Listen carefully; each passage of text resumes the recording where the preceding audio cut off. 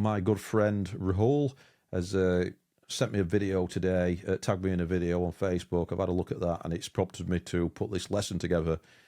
So are you the sum of the 5 people who you hang around with the most? We're gonna unpack this and delve into this in this lesson that I put together. So let's dig in. Right. So I'm Michael Greenwood. This is Career, Ambition and Business. I purposefully titled this in this kind of way because I want it to be accessible and relatable, and hopefully resonate with a wide groups of people. So I'm not just talking to business people, freelancers.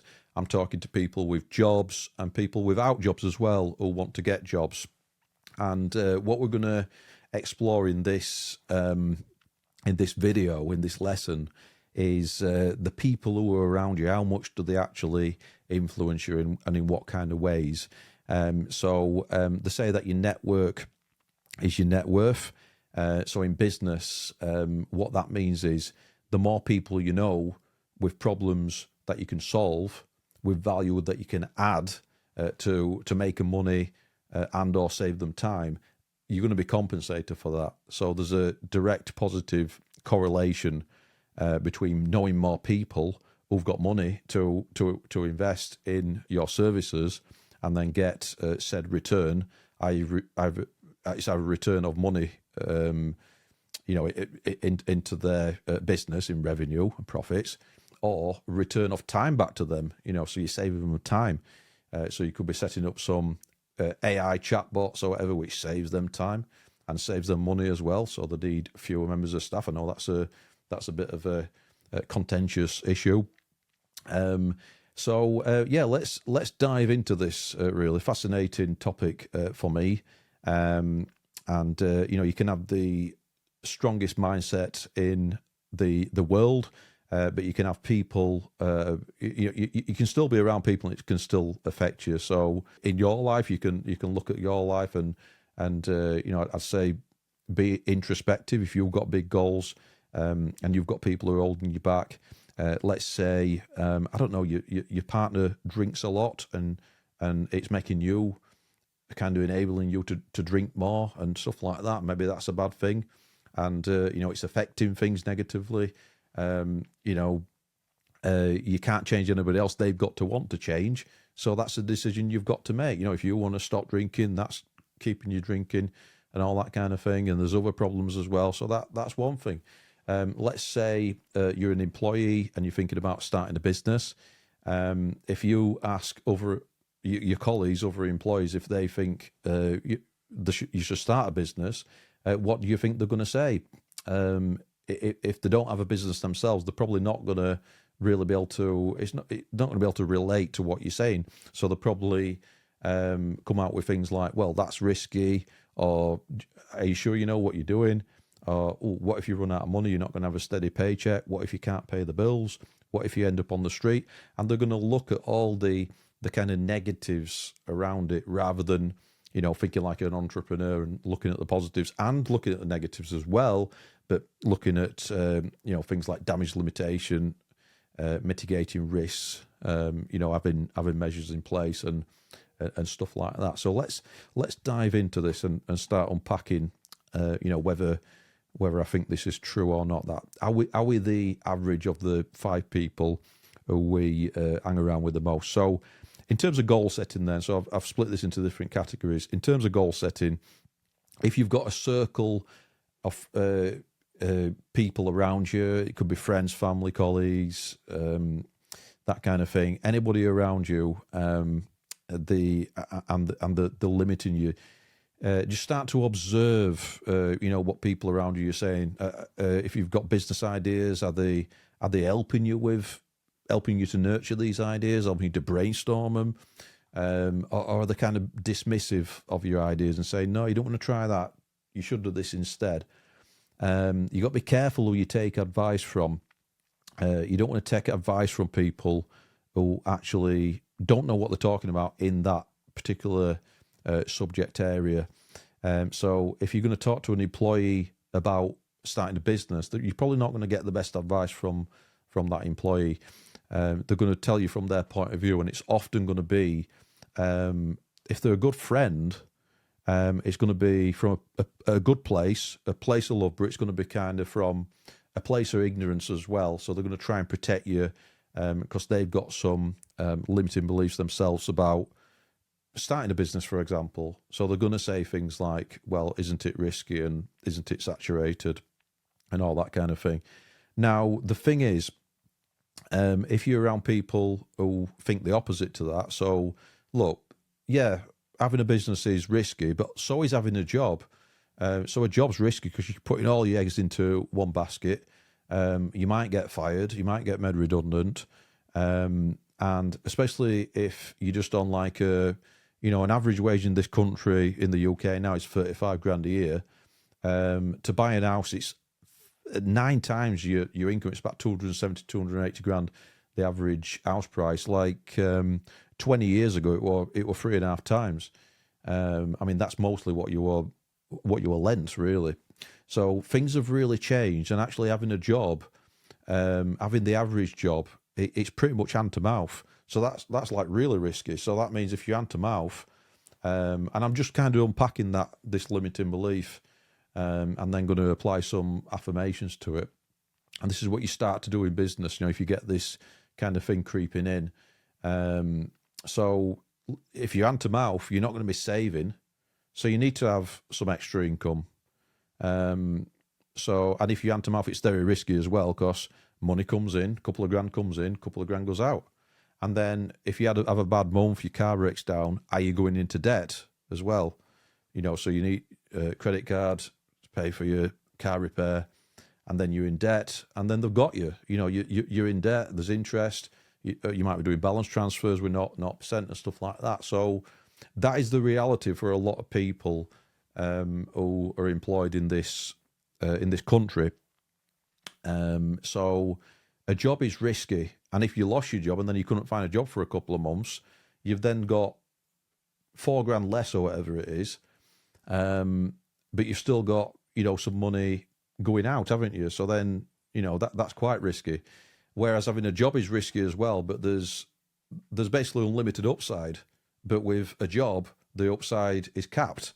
So what's the sense in that? So when you start to unpack this conditioning and programming, then, like go to school, go to college, go to university, get a good job, work for 50 years, retire with 35% less than you had when you were working. With age comes disability a lot of the time, especially if you've been working in a office environment. Your neck might be bad. You might have repetitive strain on your joints and stuff like that from tippy-tapping, typing too much. And there's all kinds of things. You're not been getting enough exercise necessarily and stuff like that. So, you've got problems that come with that, health problems. So what is the risk? So it's breaking down a lot of this conditioning as well. So how does that relate to this lesson? If you are hanging around with 5 people who think that a business is risky, then that's going to rub off on you, and you're going to eventually, you're going to believe that. You're going to go to that default programming at some point if you believe that. Whereas if you're around, average 5 people who believe that there's an abundance of work out there, there's loads of opportunity, they've got a growth mindset, they've got an abundance mindset, they believe in law of attraction, they believe in law of vibration. That if we operate at an high vibrational frequency, then we're going to be attracting lots of opportunity. We're going to be working in love, abundance, working in joy in the work that we're doing, and it's going to be a nice calm confidence as well. And just kind of distilling and breaking down what confidence is. When we've done something again and again, we've built up proof of concept that we could do that thing. So like fear is like false expectations appearing real, and it's if you're operating from fear, it's a low vibrational state. It's not as low as shame, which is the lowest vibrational state. In power and force, that's a 20. So fear is higher than that, but it's still quite low. It's down there. So if you're operating from fear, you're in fight or flight, and it's a way that a lot of people are controlled as well. So if you've got a fellow colleague who's saying, "Oh, a business is risky," they in their art, they're trying to help you and stop you from failing. But really, it's coming from a place of fear, and fear holds us back. So 95% of the things that we fear don't even come true anyway. So false expectations appearing real, and also fear is a way of controlling as well. Fear short term, you can get motivated through fear. If you hand to mouth, you really need some money. You can do a lot with fear, but you're in fight or flight, so it's not sustainable. It's not something you want to be working in much, because you're in fight or flight. Your adrenal glands are working. You've got cortisol, stress hormone in your veins, so you don't want to be operating from that. But and the fear when somebody's advising you this, that they've got fear about losing you as a friend, because you're going to become this new person. Like your 5 drinking buddies who you speak to down the pub when you might be drinking too much. They don't want to lose you, but they also don't want to look introspectively at themselves, because then they might think that they need to change and all that kind of thing. So very, very deep stuff, I know. So moving on to work ethic, I tend to find a few kind of observations from being a business owner versus like my old self, really. And I'm still growing. Still, it's a lifelong thing. It's not old version, new version. There's a 2.0 version, there's a 3.0 version, 4.0 version that you work towards. It's continuous improvement throughout life. It's not reach the top of the mountain and then sit there and look out and all that kind of thing. It's there's another mountain to climb each time. There's milestones, there's celebrations. Don't get me wrong in business, but you level up and then you think, oh, this is different, right? Get used to it, comfort zone, right? Let's get out of that comfort zone, find a new obstacle to tackle, and if you love the game, you love the game, and business is just one big game, really, and that's why when people play like the video games like Grand Theft Auto, it's like there's one of the Grand Theft Auto, I think it was San Andreas, where you go to the gym and you're pumping iron with your avatar, in the game or whatever. And I'm thinking, why not just do that in real life? Why not just, anyway, so if, so what's another thing? If somebody's, your circle, your friends, your family holding you back, they might be saying, oh, you're pushing a bit too hard on the business. Don't you ever relax? That's one of them, or, all that kind of thing. And there's often, it's usually from people who don't run a business. They don't actually know what the day-to-day is actually like with a business. So again, if people around you are kind of projecting this negative self-talk from them onto you, then that can influence you. You can start to listen to that, and you can get sucked into that negative energy pendulum. So yeah, it's business for me. It's getting out your comfort zone, personal growth, meeting an obstacle head on, overcoming it, looking for the good in a negative situation. So what's the lesson in this? And it's just a different way of thinking. So if you're around people who don't think like that, the work ethic for me is building something and having a vision, having a focus, not building somebody else's dream, but building my own ideal life. So if you've got people around you and they're just kind of jobs worths and they're just like clock in, clock out, and then it's weekends for Netflix and drinking, or going to the cinema, something like that. That's the traditional route. It's not. I don't take the route, the other route. So if we're unpacking this,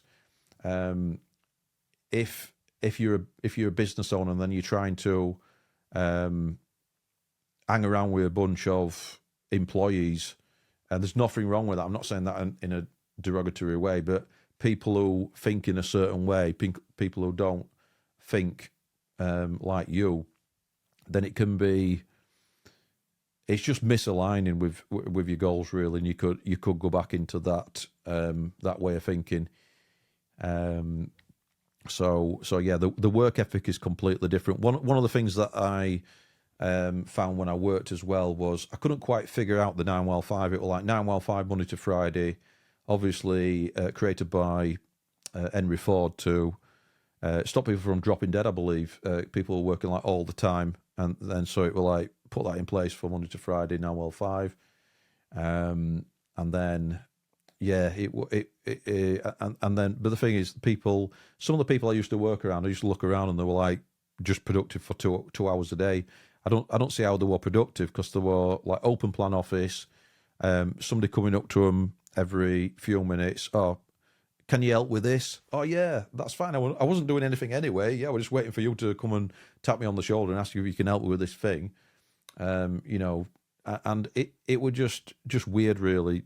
No ability to get into deep work, unless you found a room on your own, or work from home or something like that. It was just and that's my experience of a few jobs that I had, and I had loads of jobs, done all kinds of office job, factory, all that kind of thing, bar, call center.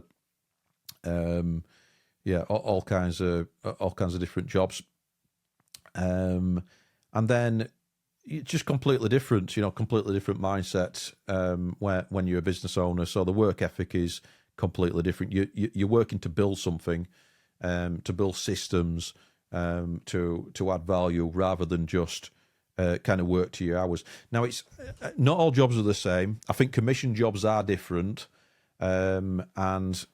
but I think like the average job, I don't see how people. I couldn't do it again. So in terms of the mindset, that very much in business, you can't have a victim mindset. You really can't have a victim mindset. You've got to take responsibility. Everything's going to be your fault. The buck stops with you. You've got to be a problem solver. If there's an obstacle, then you can't just stop. You've got to solve the problem and overcome it, and look for the lesson in it as well. So the lessons learned is very important as well, and that's how growth happens. That's exactly how growth happens. You can't play the blame game. You've got to have an internal locus of control, not an external locus of control. I often hear from people with an employee mindset, that's impossible. I can't do that. I can't afford it. But if you just kind of reframe that, so rather than saying, I can't afford it, say, how can I afford it? And then that unlocks your mind to the art of the possible on how to actually do that. Rather than just letting an obstacle stop you, that's impossible. So it's very much, there's a ceiling, there's blockers, and this is control. This is what's put in place, in my opinion, by design. I mean, the education system is based on the Prussian education system. I believe there were a war a few hundred years ago, and that war was lost. So the general at the time said, if everybody fought the same time, the same way, then we wouldn't have lost this battle. So then that was the school system was designed to, have obedient and compliant factory workers. And then obviously Rockefeller famously said, I don't want a nation of thinkers, I want a nation of workers. So it's all about working within guidelines. And that's why at school, it's about obedience, not questioning, and all that kind of thing. But yeah, mindset's a big thing in business. Taking full responsibility for the results, and that can be wow, the weight on your shoulders from that.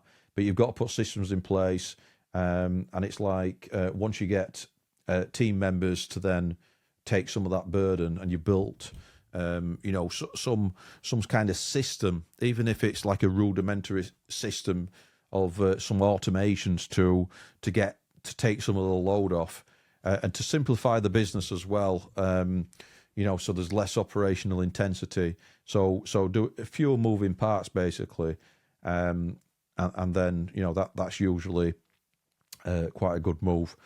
So the mindset is completely different. It's a growth mindset rather than a fixed mindset. And then there's a big investment in learning, coaching. I'm a big believer. I've got business coaches who've already done what I'm doing. They've already been there. They're already there, and they're guiding me to do it. So I'm paying down my ignorance with other people's assistance rather than my time. I'm putting my money into buying that knowledge. So that's kind of the mindset. Now, I don't think many employees, at least on the kind of the average wage, would be thinking like that. A lot would be thinking, well, if work puts me through that course, I'll do the course reactively, or this is the rule itself rather than the exception. I know a lot of people do night class and the investing courses and stuff like that. But generally speaking, there's a lot of people who just saw the education when they were at school as the education as well, and then when you're working, that's it. But it's lifelong learning. In business, it's just like, right, what's the thing what's going to keep me ahead of the curve? What's going to move the needle in the business? How can I improve things? And it's commerciality. And another thing that I really found, in some of the jobs I had, were like this propensity to think about saving and coupon cutting rather than income generation and growth. So just like this savers mindset. How can we cut costs rather than investing? And I found that very frustrating. I found that so frustrating, actually. And that one of the main reasons that I went all in on business. So another thing as well, it's like you can get a one-track mind when you've got when you're an employee. So you're doing your 9-5, you get back, you're exhausted, you get home, especially doing an office job. This is mostly an office job. You get home, Netflix, beer, weekend, recuperating for Monday, dreading Monday morning. I think that there's a lot of people out there who love the jobs. I'm definitely not one of these people who think that everybody can be a business owner, but I think there's also some people who are kind of repressed the fact that they don't like the jobs, but they've kind of stuck with it because they've got responsibilities and need to do it. And what I'd say to those people is you've got 2 hours every evening, Monday to Friday, where you can come home and everything's a decision, everything's a choice. So you can either watch Netflix or you can work on your side hustle for 2 hours a night. Do 2 hours before work if you can. Do half an hour at your lunch or something like that. Make some cold calls at your lunch and do 2 hours a day, something like that. And you can build it up over time. And then what you can do is if you can build up 6 months of your living expenses, and then get your side hustle to be double what your salary is, then at that point, if you want to, you could leave your job, and then you're out of the rat race. But it's all about education. It's unconscious incompetence, and it's just that you don't know what you don't know. But it's not for everybody. It really is not for everybody. There's some people out there online who are saying, "Oh, everybody can be an entrepreneur," but I don't think it. I'm not just saying it. I really don't think it's for everybody, because it can be very, very stressful. So investment in yourself, and then in terms of your sphere of influence, it's getting into rooms with people who are making more money than you. It's getting into rooms with people who've got more knowledge than you. So you don't want to be the smartest person in the room as a business owner. You want to go around people who are going to get you to level up, basically, because you're going to be thinking, wow, there's different levels to this game. And then support systems. So I've bought a lot of courses, and then there's people within those courses who, they're part of my support network now, and I help them, they help me. And, it can be lonely in business. Whereas, if let's say you've left your job and now you're a full-time business owner and you're trying to hang around with those people who you used to work with, you will, it depends really. I mean, you might grow apart, you might still be friends, but you've still got to protect yourself. If you were just around 5 people, if you're a business owner, you're just around 5 people who are employees, just to kind of keep this as a simple example, I think that some of those employee traits, belief systems, paradigms would rub off on you. It's just like naturally, I tend to hang around with a lot of business people, like-minded people a lot. Also, it can be a bit rough as well. It's like as you level it up, people might say, "Oh, do you think you're better than us?" And stuff like that. And things are. People are funny about money. People are really funny about money. There's, so it can be a bit lonely, but you've got to have a good support network around you. So yeah. Right. So key takeaways from this lesson then. So do a bit of this is about being mindful and being introspective. So from this video, you'll be able to spot some of the signs that somebody's not been disingenuous. A lot of time it's from a place of love, but it can still be harmful. So is anybody trying to hold you back who's around you? It could be family members as well. It's not just friends, and you might need to limit some time with them. And you want people around you who are giving you energy, who are not sucking your energy, not energy vampires. And you've got to be really careful with energy pendulums as well, negative energy pendulums. So those are created by people. It's like groupthink. Groups of people create the pendulum, and then the pendulum kind of takes over, and it can control people. So you've got to be careful not to be sucked into those. And then seeking people with a growth mindset, and you'll know when you meet them because you'll have things in common and you'll speak similar language. You might speak about high vibrations and understand how energy works and affirmations and all that kind of thing. Just remember, there's another exercise. We're looking at your own self-limiting beliefs, and another thing is that our default programming is created between being born and 9 years old. So for me, it's doing guided meditation, affirmations to reprogram and eliminate the old paradigm, basically, and work towards becoming future versions of myself. So version 2.0, version 3.0, version 4.0. That's the thing that people don't really conceptualize. They think that they're going to go from old to new, but it's a scale, it's a journey. You can return to default programming, between that 0 and 9. We've got neuroplasticity, which is a good thing as human beings. So we can rewire the neural pathways. And like I said, the way of doing it is not just affirmations. That's kind of the starting point, because that's in the mind, but it's doing the thing. It's showing up, consistency, intensity, and keep doing it, and think over a long time horizon. You can achieve a lot in 5 years, 10 years, 20 years. You can really transform and reinvent yourself in that time. And if you've got people around you who don't want you to, because that makes them feel bad, and they try to drag you back down into your own comfort zone, back to that old person, and it might be because they like that old person. They don't recognize this new person, but it's not always from a good place either. So just bear that in mind. So seek to be around people who do align with your goals, and there might be some people in your old circle of influence who will go with you on that journey. Maybe they're on the journey as well. But generally, people, like-minded people, birds of a feather flock together, basically. So actively connect with people who share your worldview, your paradigms, your vision, your values. There are people out there like you, basically.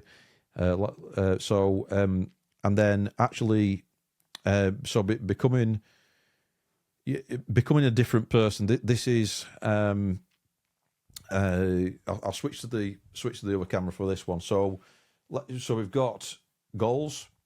I think we're blurry on the hands. It's okay though. But yeah, we've got goals up here. We've got old paradigm. You want to become new version of yourself, right? So what you do is you show up every day, and then you'll start to prove to yourself. You get proof of concept, and you build your confidence that you are showing up every day, putting your inputs in, doing your daily disciplines, and getting the work done. And discipline is basically giving yourself a command and then following through with it, and then you're proving to yourself, and then you eventually do become 2.0 version of yourself.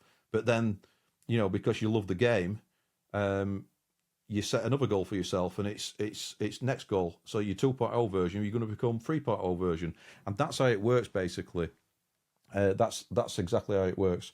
So what usually happens is you're working towards a new version of yourself because you need to become a new version of yourself, because the old version just doesn't align with who you need to become. To run that bigger business, you need different skills. You might dress differently, you might act differently, you might be different in meetings, you might be calmer, you might be more confident, you might listen more, you might, there's all kinds of traits of an entrepreneur, basically. Or if you're currently an employee at the operational level, you want to become a manager, different kind of person you need to become. And then if you're currently unemployed, but you want to get a job, but you're struggling to get a job, is there anybody around you who's been saying stuff like there aren't any jobs?